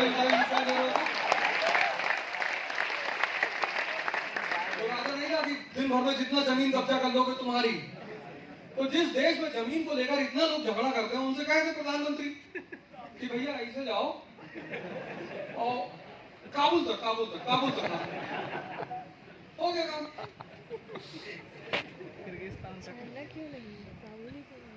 तैयार रहने में कोई बुराई नहीं, और बहुत जरूरी पार्ट ऑफ लाइफ है, बहुत। पर सबको सम्मान देना ये भी बहुत बड़ी चीज है। तो भगवान कृष्ण को देखो, ये लोग इसीलिए भगवान है। तो भगवान राम को देखो, भगवान कृष्ण को देखो, मजाल है किसी के साथ बदतमीजी करते हैं, इतनी शक्ति होने के बाद। यही भगवत्ता है, यही भगवत्ता है, जब आप शक्ति होने के बाद किसी के साथ बिहेव करते हैं। इंडिया का कोई पॉलिटिशियन होता और उसको पार करना होता समंदर, वो तो प्रोटोकॉल लगा देता तुरंत। वो तो अपने सेक्रेटरी को बुलाता कि यार समंदर रास्ता नहीं दे रहा, क्या बात है तुमने, मारो मिसाइल मारो उसके ऊपर। तो भगवान रामचंद्र जी से उन्होंने कहा नहीं यार, हम 3 दिन पूजा करेंगे। यहाँ लोग गाड़ियों पे लिखाए रहते हैं पूर्व मंत्री, जो प्रेजेंट है उसकी तो कोई इज्जत ही नहीं है। पूर्व किसी नेता का पैर मत छुओ करो फालतू में, ना पैर छुओ ना सेल्फी लो, सब दुनिया के सबसे घटिया काम है। वो जो तुम्हारा जूता पॉलिश कर रहा है ना, उसका छू लो, तुम्हें सर्विस दे रहा है। बहुत तुम्हारे दिल में क्रेविंग उठ रही है कि पैर छू लूं, तो ऑटो वाले को छू लो, हो सकता है तुम्हें 20 रुपए कम में छोड़ दे, सर्विस दे रहा तुमको। जो लोग तुमसे कायदे से बात नहीं करते, वो पंचायत का विधायक देखो, उसकी जबान ही उल्टी। वो बेचारा प्रधान जी लौकी लेकर आए, कहता मुंह में डाल दे। मतलब कोई आदमी आपको कुछ देने आया है प्यार से, आप उससे किस तरह से बिहेव कर रहे हैं? इतना घोड़ा रखे हो, गनर रखे हो, और एक सचिव को धमकी दे रहे हो, यही तुम्हारी औकात है? भाई उसने छुड़ा दिया, उसको नहीं पता था ना, उसको आप गाली दे रहे हैं। कहते तुम्हारे जैसे सचिव को मैं अपनी जेब में रखता हूं। तुम्हारी जेब हमने बनाई है, इस देश के लोगों ने फाड़ के इतना मारेंगे ना तुमको। इनका एटीट्यूड देखो बात करने का, और सब तुम लोग की देन। ये जो तुम्हारा जब भी कोई काम करेगा ना, तुम्हारा कोई अपना ही हित बंद करेगा, ये कभी नहीं करेंगे। सही बात।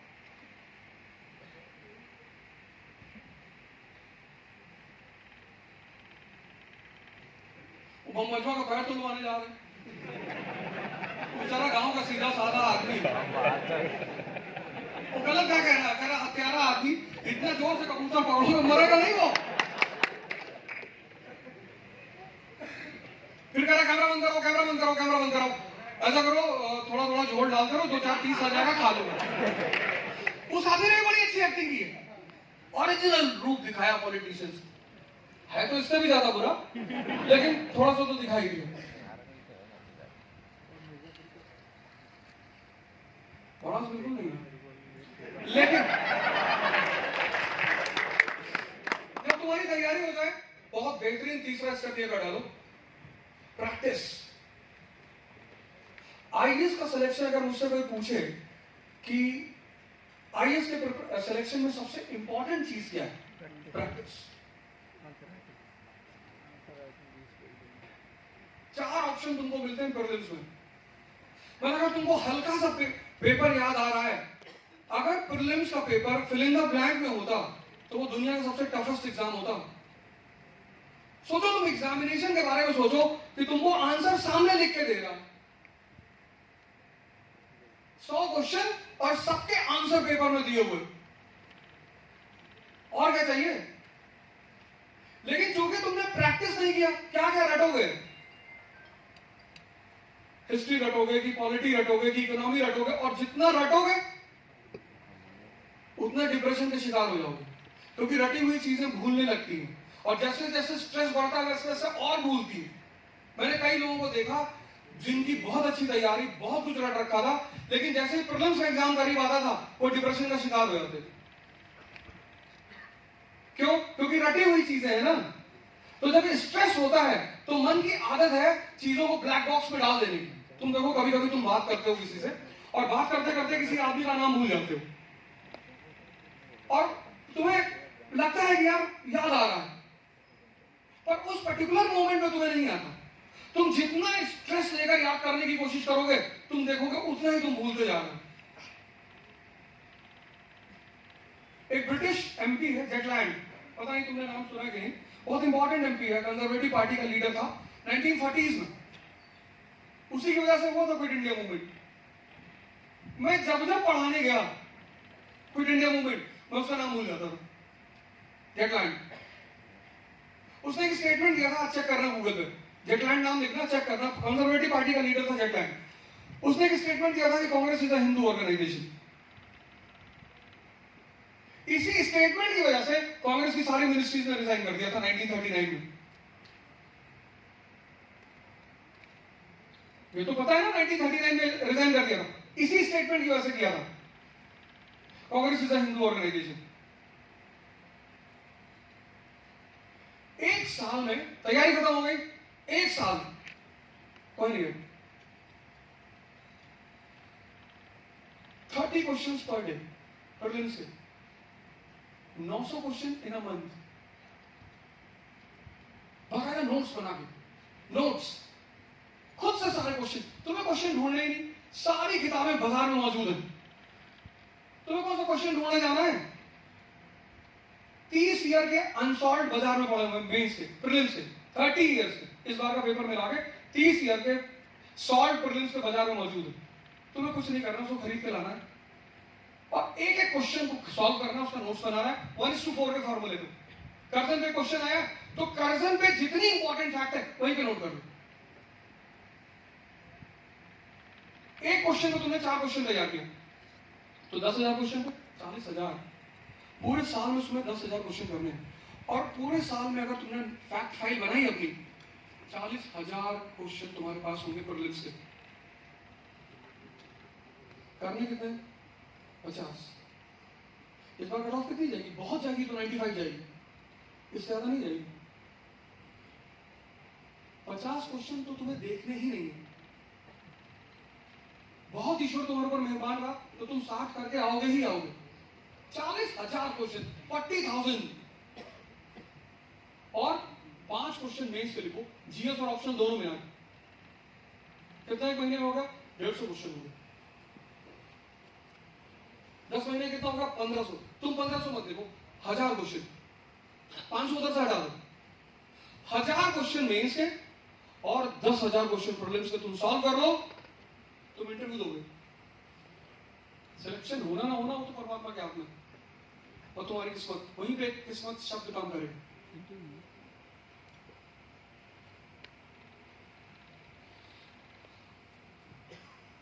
वहीं पे तुम्हारा किस्मत शब्द काम करे। इनको पता मैंने यहाँ क्यों बैठा है? He was a civil servant in Gujarat.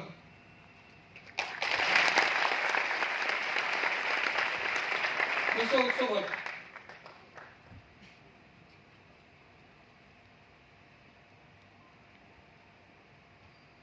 दो इंटरव्यू दिया आईएएस, दो तीन आईएएस का इंटरव्यू दिया, स्टेट पीएससी क्वालिफाई कर लिया।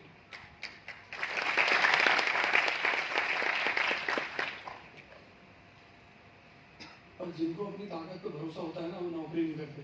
ये एक एग्जाम्पल है तुम्हारे सामने। हाई एजुकेशन इंडस्ट्री में काम करेंगे, स्कूल, कोचिंग इंस्टीट्यूशंस, एग्जाम्पल सामने इसलिए लेकर आया बैठाने के लिए, बुलाया जबरदस्ती। एक सुभाष चंद्र बोस नहीं है इस देश में, बहुत सुभाष चंद्र बोस है। तुम ताकत तो पैदा करो।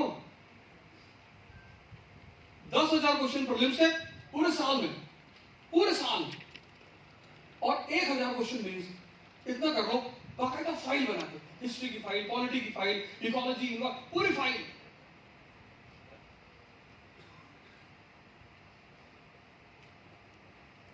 हो गई तुम्हारी तैयारी।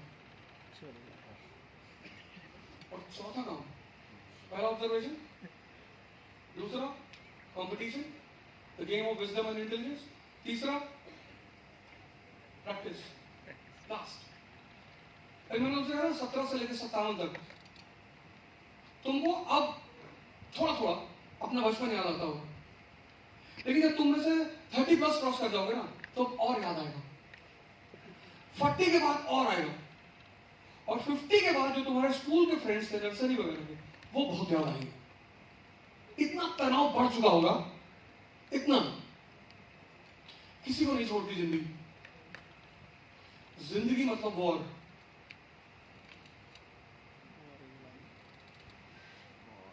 कुछ नहीं, जिंदगी का सीधा मतलब है वॉर। हमें बहलाया जाता है बचपन से, भैया अगर 10th में अच्छे मार्क्स आएंगे तो फिर कभी नहीं पढ़ना पड़ेगा।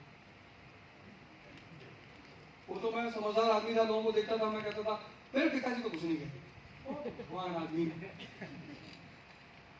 और अगर मेरी माता जी कुछ कहती भी थी तो बाद में कहते थे कि जाए कभी कभी मैं लगता था कि यार चाहते क्या हो यार। मतलब जब मेरा लास्ट अटेम्प्ट एग्जाम खत्म हुआ, रिजल्ट आया, नहीं हुआ, तो हम तो मिडिल क्लास के लोग हैं, हमारे लिए तो नौकरी है नहीं आईएएस, हमारे लिए तो आईएएस जीवन है। इस देश की जो एरिस्टोक्रेसी है ना, वो आम आदमी को कभी अंदर नहीं आने देगी, कभी नहीं। बहुत टैलेंट चाहिए उस आम आदमी को अपनी जगह बनाने। जैसे चंद्रशेखर आजाद, रावण, मैं उस आदमी को सलाम करता हूँ, इंडिपेंडेंट चला सकता हूँ। सारे लोगों से उसका व्यवहार था, संबंध था, लेकिन किसी ने टिकट नहीं दिया उसको। और उस आदमी ने अपने बल पर इंडिपेंडेंट, भारत में इंडिपेंडेंट लोकसभा सीट जीतना बहुत बड़ी बात है। इंडिपेंडेंट लोग प्रधान नहीं बनते लोकसभा। मतलब उस आदमी ने कितना स्ट्रगल किया होगा, और मतलब कितना लड़ा होगा हर दिन, ये बात मैं सोच सकता हूं। कितनी चीजें उसने फेस की होगी, कितना आज भी अगर मौका मिलता है मुझे ट्रोल कर देते, और अगर नहीं करता, अगर मान लो 3-4 महीने में ट्रोल नहीं हुआ तो मुझे बेचैनी होने लगती, कुछ बोलो यार, ट्रोलिंग नहीं हो रही। तो 3-4 ट्रोलर्स उनको मैं बोलता हूँ कि वो वाली वीडियो देखी? नहीं देखो।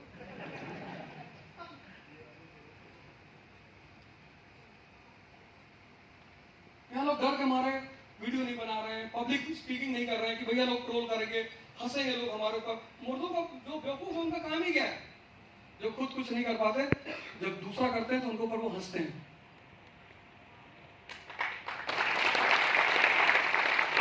क्योंकि उनको पता है कि हंसी से बड़ा कोई वेपन नहीं। जैसे मैंने तुमसे कहा हो स्टेज पे बोलने के लिए, लोग हंसने लगे, तुम वापस चले आओ, और अगर तुम स्टेज पे आ गए तो तुम स्टेज वेलोसिटी क्रॉस कर रहे हो। 11.2 किलोमीटर पर सेकंड। जहां तुमने लोगों की हंसी को ऑक्सीजन के रूप में इस्तेमाल करना शुरू किया, हंसी मतलब ऑक्सीजन, मोटिवेशन मतलब नशा, उतर जाएगा। हंसी मतलब ऑक्सीजन। अगर लोग तुम्हारे ऊपर हंस नहीं रहे तो तुम समझ लो मरे हुए हो, क्योंकि शमशान में कोई मुर्दे के ऊपर तुमने किसी को हंसते हुए नहीं देखा होगा, सवाल ही नहीं उठता। तो जब जीवन में लड़ना ही है, जब क्लियर हो गया कि भाई साहब युद्ध करना है और आजीवन करना है, कोई ऐसा दिन नहीं होगा जब नहीं करना हो, तो अगर तुम युद्ध को मजे में बदल लो, बस वही स्वर्ग है। कोई दिन ऐसा जीवन में तुम्हारे नहीं आएगा जब तुम कह सको कि भैया आज मुझे बड़ा खुशी है, बहुत आनंद है, क्योंकि जैसे जैसे तुम्हारी महत्वाकांक्षा बढ़ती चली आएगी वैसे वैसे तुम्हारे दुश्मन बढ़ते चले जाएंगे। दुश्मन गांव भर में नहीं होते, दुश्मन सिर्फ महत्वाकांक्षी लोगों के होते हैं, बाकी किसी का कोई दुश्मन नहीं होता। और महत्वाकांक्षी अगर काबिल है तब तो और, क्योंकि समाज क्या चाहता है, तुमको डिस्ट्रैक्ट कर दे, तुम सफाई देते घूमो चारों तरफ। और आज डीप फेक के जमाने में कुछ भी हो सकता है। अभी मैं तुम्हें बताऊं, इतना सुसाइड रेट बढ़ा है डीप फेक की वजह से, बहुत बढ़ा है। लोग बर्दाश्त ही नहीं कर पा रहे ना कोई चीज, अगर कोई चीज और उनके बारे में चली गई। मेरे दोस्त हैं डॉक्टर हैं, तो उनका वीडियो बना लिया सब, वो कॉल आती थी ना तो कॉल रिकॉर्ड कर लेते थे, फिर उस कॉल पे वो ब्लैकमेल करते हैं, आज भी करते हैं, ऐसे बड़े सारे गेम करते हैं ये। तो उसमें क्या करते हैं, कॉल करते हैं, वीडियो कॉल करते हैं, और अगर सामने वाले ने उठा लिया तो उसकी वो न्यूड वीडियो शूट कर लेते हैं, और फिर वो ब्लैकमेल करते हैं कि इतना पैसा दो, नहीं तो सोशल मीडिया पे डाल देंगे, ये कर देंगे। वो बेचारे पागल की स्थिति में आ गए। हमसे थोड़ा परेशान रहते थे, दुखी कह सकते हो। तो लेकिन जब आदमी फंसा है जीवन में, तब लोगों ने मुझे ही याद किया, तो चाहे मेरा दोस्त हो चाहे दुश्मन हो, ये मालिक ने इतनी चीज मुझे दी है, और मैंने कभी किसी को निराश नहीं किया।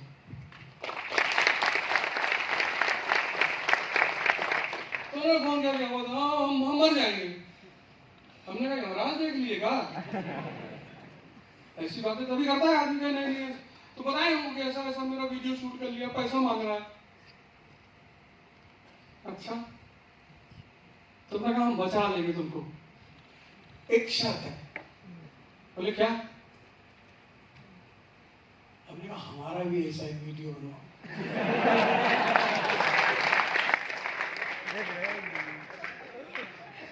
तुम जिन चीजों से भागोगे ना, वो जिंदगी भर तुम्हारा पीछा करेंगे, और उसमें से एक चीज है बदनामी। उससे कभी मत भागना, एक्सेप्ट करो, कोई कुछ भी बोले। दारू पीते हो? जी मैं भट्टी चलाता हूँ। ऐसे तुमको कोई इसलिए नहीं मानता क्योंकि तुम अच्छे हो, तुमको सब इसलिए मानेंगे क्योंकि तुम यूजफुल हो। अच्छा कुछ नहीं होता। ये सब आदमी को बहलाने के तरीके हैं, उसको बर्बाद। हाँ, अगर तुम शक्ति के साथ अच्छे हो तो तुम भगवान, और अगर तुम्हारे अंदर भगवान कृष्ण जैसे गुण है कि तुम्हारा कोई गरीब दोस्त आता है और तुम उसे साम्राज्य देने को तैयार हो तो तुम भगवान हो। लोग 100 रुपए देने को तैयार नहीं आज की डेट में, साम्राज्य तो बहुत दूर की बात है। तो चौथा काम ये करो, करो ही करो, योग और ध्यान। ध्यान तुम्हारे मन होता, तुम सारा काम मन से करोगे, प्रेम मन से करोगे, पढ़ाई मन से करोगे, युद्ध मन से करोगे, पूजा मन से करोगे, तुम कुछ भी करोगे वहां मन तुम्हारा साथ होगा। और अगर वही कमजोर हो गए तब तुम मारे जाओगे, तब तुम दवा ढूंढते घूमोगे। आजकल बहुत सारे लोग दवा बता रहे हैं यूट्यूब पे। तुम अपने मन को मजबूत बनाओ, बस उसको ऑड सिचुएशन में खेलना सिखाओ और तुम उसे ट्रेन कर ले जाओ। मन को ट्रेन ही तो करना होता है, कुछ नहीं करना। उस मन के बदलने की जो प्रक्रिया है उसको तपस्या कहते हैं, जिसको तुम साइंस में मेल्टिंग पॉइंट कहते हो। जैसे मान लो ये मेटल का है, मान लो, और ये स्टील है। अब इतनी स्टील को मुझे चेंज करना है और स्पून बनाना है इतनी स्टील का, ऑप्शन क्या है? इसको मेल्ट करना पड़ेगा 1500 डिग्री सेल्सियस पे, तो ये मेल्ट हो जाएगा। मेल्ट हो जाएगा तो लिक्विड स्टील हो जाएगा, लिक्विड स्टील से हम स्पून बना लेंगे। तो जब नॉन लिविंग एलिमेंट्स मेटल्स को बदलना है तो मेल्टिंग पॉइंट, और जब ह्यूमन बीइंग को बदलना है तो तपस्या। तप मतलब टेम्परेचर। और योग में बस एक चीज कर लो, 12 स्टेप, सूर्य नमस्कार, कुछ करने की जरूरत नहीं, 12 स्टेप। वो 12 स्टेप जो है ना, 12 मतलब 12 बार कर लो उसे, वो 12 चीजें मतलब तुम्हें पता नहीं कहां से कहां पहुंचा देंगे। और इतने सारे ध्यान के सेंटर्स हैं, जैसे तुम विपासना करने जा सकते हो, कोई पैसा वैसा नहीं लेते विपासना में, तुम वहां जो दे के आना चाहते हो वो दे दो। इंडिया में बहुत सारे विपासना सेंटर्स हैं जहां तुम जा सकते हो। अगर तुम एक दिन वहां सर्वाइव कर रहे हो तो बहुत बड़ी बात है, लोग अक्सर सर्वाइव नहीं कर पाते। अगर तुम चाहते हो, क्योंकि कोई रास्ता नहीं है बदलने का, मोटिवेशन तुम कितना भी सुन लो, कितना भी। मैं भैया खड़े होकर पढ़ता था, मुझे कुछ आता नहीं था, और बैठ के पढ़ने पे नींद आती थी क्योंकि कोई सेंटर ही नहीं करता था। तो खड़े होके भूखे रह गए। मतलब अब आप समझो कि जो हिस्ट्री किसी तरह पढ़ लिया होगा, और दो सिंह लिया हो, ज्योग्राफी पढ़ना, फिर इकोनॉमी पढ़ना, आईएएस के पेपर में एक ही सब्जेक्ट थोड़ी है हिस्ट्री, फिर साइंस पढ़ना, मुझे सब पढ़ना था, सब। और जिस चीज में तुम्हें 5 महीना लगेगा उसमें मुझे 15 महीने लगे। कोई बेस ही नहीं था, कुछ पता ही नहीं था। ये 4 काम करना। पहला, अगर ऑब्जर्वेशन क्षमता नहीं है, डेवलप कर लो। कहां से? एनसीईआरटी से। NCERT is the best thing, आप वहां से करो। दूसरा, कंपटीशन की तैयारी पढ़ाई नहीं है, वो इंटेलिजेंस और विजडम का खेल है। तुमको पता है कांग्रेस से आज तक सिर्फ 9 क्वेश्चन पूछे गए, बस। पूरा इतिहास प्रीलिम्स का उठाकर देख लो, सिर्फ 9 क्वेश्चन कांग्रेस से उन्होंने पूछा, जिसमें 2 टॉपिक उनका फेवरेट रहा। पहला, प्रेसिडेंट ऑफ कांग्रेस किसी पर्टिकुलर सेशन में, और दूसरा, issue in that particular session, कि उस सेशन का मुद्दा क्या था। जैसे 1916 है तो वो तो सबको पता है, Lucknow session, unity between moderates and extremist. लेकिन 1924 बेलग्राम, 1915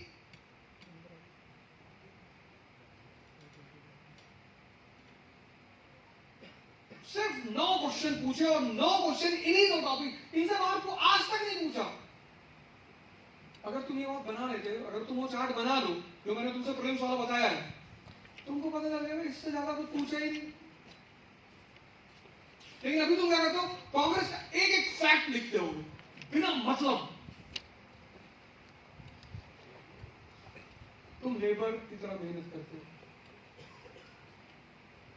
और मेहनत करने से कुछ नहीं मिलता, तपस्या करने से मिलता। अगर मेहनत करने से मिलता तो मजदूरों को भी मिलता मजदूरों को भी है, उनको पता नहीं चल पाता। बस फर्क सिर्फ इतना है। ये 4 काम कर डालो। ऑब्जर्वेशन, कंपटीशन का अपने अप्रोच चेंज कर लो। तीसरा, प्रैक्टिस को तो तुम मान लो कि सही है सर, अब छोड़ दो।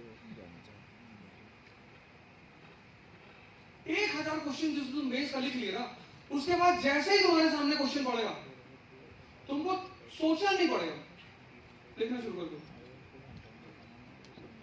पहले 50 क्वेश्चन बहुत चैलेंजिंग होंगे, बहुत दर्द होगा, बड़ा लगेगा, बहुत सारे जो तुम्हारे इवैल्यूएटर होंगे वो लिख के दे देंगे कि अरे भैया न्यूसेंस है यार, पेपर कुछ है ही नहीं इसमें।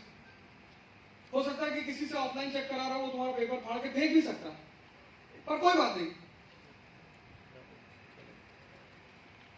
सीखना ही तो है। और लास्ट, अपनी पर्सनालिटी पे ध्यान दो। तुम्हें हर जगह एजुकेशन काम नहीं आएगी। इंटरव्यू पूछा कि औरत शक्ति है, पुरुष क्या है? उसने कहा सहन शक्ति।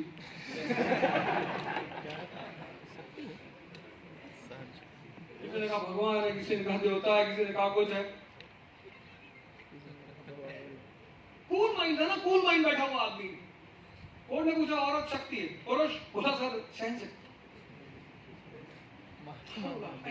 जाओ तुम्हारा सिलेक्शन हो, कितना नंबर दो? 400 दे दे, बोला नहीं। इंटरव्यू में क्या है, वो तुम्हारे इनर व्यू को चेक करते हैं। उन्होंने वो तुम इंटरव्यू में 3 चीज, एक तो आप खुद ही लिख के देते हो उनको, अपना ड्राफ्ट खुद ही देते हो, किसी में से पूछना, उससे बाहर वो कुछ नहीं पूछते। आपने यहाँ से पढ़ाई कर रखी है अहिला देवी यूनिवर्सिटी से, तो आपसे इनके बारे में पूछें। और ये इतनी बड़ी पर्सनालिटी है हिंदुस्तान की कि आपको इनकी लगभग माइन्यूट से माइन्यूट डिटेल जाननी है, क्योंकि हमने डैश में लिख रखा है। तो पहला आपका जो निशाना होता है वो डैश होता है। दूसरा निशाना current affairs, Ukraine war, Israel Iran crisis, ये सब पूछ लिया। पेटीएम क्राइसिस, आरबीआई ने भी इंडियन गवर्नमेंट को 2.11 लाख रुपया दिया है, तो किस 2.11 लाख करोड़ दिया, किस बेसिस पे दिया, कहां से निकाला पैसा, कैसे दिया, वो सारी बातें। और तीसरा जो क्वेश्चन वो पूछते हैं वो ओपिनियन बेस्ड क्वेश्चन पूछते हैं। वहां तुम्हारी अपनी परीक्षा होती है, वहां तुम मना ही नहीं कर सकते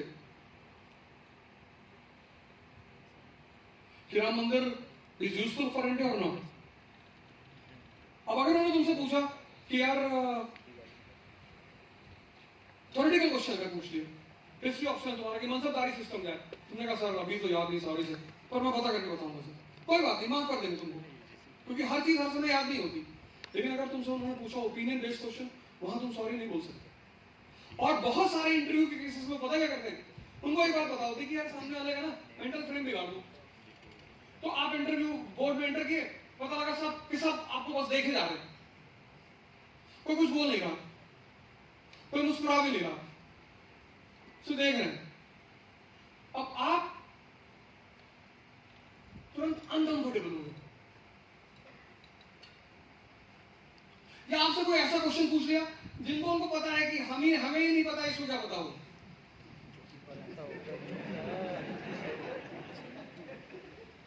तो उनकी पहली कोशिश होती कि मेंटल फ्रेम को डिस्टर्ब कर दो। तो जब मेंटल फ्रेम डिस्टर्ब हो जाता है, जैसे मान लो तुमसे 3-4 क्वेश्चन पूछे, तुम्हें नहीं आते थे, तो बहुत सारे लोग अंदर डर जाते हैं कि यार मैं 4 क्वेश्चन का जवाब ही नहीं दे पाया। कोई बात नहीं,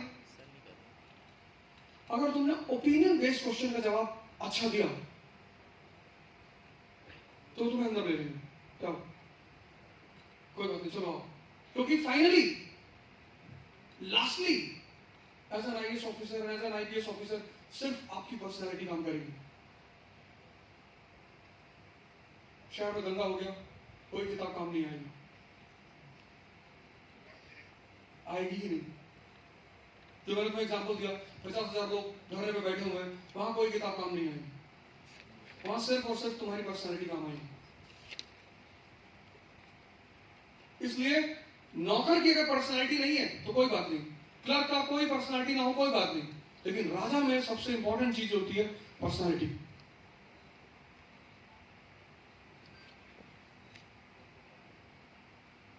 और इंडियन एजुकेशन सिस्टम का एक और ड्रॉबैक है, वो पर्सनैलिटी पे ध्यान ही नहीं देती, वो कहती कोई जरूरत नहीं। पर पर्सनैलिटी एरिस्टोक्रेसी का एक बहुत बड़ा हिस्सा है, बहुत बड़ा।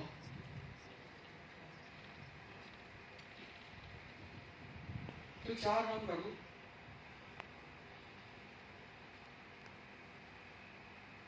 इतने सन्नाटे में भाई, संभावना है परमात्मा का आशीर्वाद रहा तो तुम्हारा सिलेक्शन हो जाएगा। इन केस नहीं हुआ तो चुनाव लड़ लेना। जब तक तुम आओगे तो या तो मेरा किसी पार्टी पर कब्जा रहेगा और ये मेरी पार्टी होगी।